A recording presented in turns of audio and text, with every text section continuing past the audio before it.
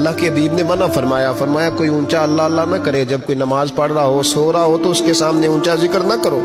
کہتے میں ایک دن اونچا اونچا ذکر کر رہا تھا، اونچا اونچا میں ذکر کر رہا تھا، کیونکہ عشق لگا سی کھیڈاں کھیڈ دی نوں تے مینوں کھیڈاں بھول گئیاں، میں کجل پایا سی یار دے ویکھنے نوں، پھر او دی یاد وچ روندیاں ہی ڈل گئیاں۔ حیدر شاہ اس گلی کدے نہ رول دی، پر ہن تے رول گئیاں۔ کہتے میں اونچا ذکر کر رہا تھا تو حضرت عمر فاروق رضی اللہ تعالیٰ نے ڈانٹ دیا، فرمایا تجھے نہیں پتا حضور نے منع کیا؟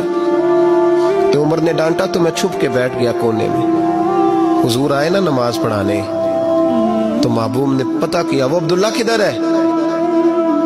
کہتے میں کونے میں تھا، حضور نے فرمایا کیا ہوا؟ تو میں رو پڑا، میری عزت بڑی تھی نا مدینے میں، کبھی کسی نے کچھ نہیں کہا تھا۔ نبی کریم نے فرمایا کیا ہوا؟ عرض کی حضور کچھ نہیں، پھر بھی بتاؤ۔ کہتا میں رو پڑا، میں نے کہا یا رسول اللہ میری غلطی تھی تو سیدنا فاروق اعظم نے ڈانٹ دیا ہے۔ فرمایا ہوا کیا؟ یا رسول اللہ میں اونچا ذکر کر رہا تھا، اور بات بھی ٹھیک ہے، کچھ لوگ قریب نماز پڑھ رہے تھے، حضرت عمر نے منع کیا۔ نبی کریم علیہ السلام نے فرمایا بلاؤ نہ ذرا عمر کو، خود قانون حضور نے بنایا ہے کہ اونچا ذکر نہ کرے جب کوئی نماز پڑھ رہا، بلاؤ نہ عمر کو۔ جناب عمر آئے تو حضور نے فرمایا عمر میرے عبداللہ کو کوئی نہ ڈانٹے، کسی ان پڑھ سے، کسی دیہاتی سے، کسی بھولے سے انداز دیکھے حضور کا، اسے کوئی نہ ڈانٹے۔ پھر حضور نے فرمایا تمہیں پتہ ہے یہ میرے لیے کتنی تکلیفیں برداشت کر کے آیا؟ صحابہ فرماتے ہیں یہ خوش نصیب ہے جس کی روح بھی محبوب کے ہاتھوں میں نکلی۔ اور جب جنازہ اٹھا تو حضور کی داڑھی سے ہم نے آنسوں کے قطرے ٹپکتے دیکھے۔ مدینے میں رواج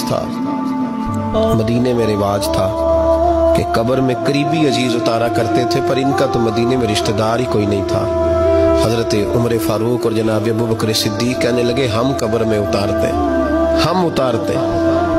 جب ان دونوں نے اٹھایا قبر میں گئے تو کہتے ہیں کمال دیکھو اللہ کے رسول ہم دونوں سے پہلے قبر میں اتر گئے، اور حضور نے یل بدایا ون نہایا میں موجود ہے، کب مجھے دو میں قبر میں اتارتا ہوں۔ کہتے ہیں حضور نے تنے تنہا پکڑا، تنے تنہا قبر میں اتارا، پسے مردن فرشتوں نے جو تلاشی لی تو کیا نکلا؟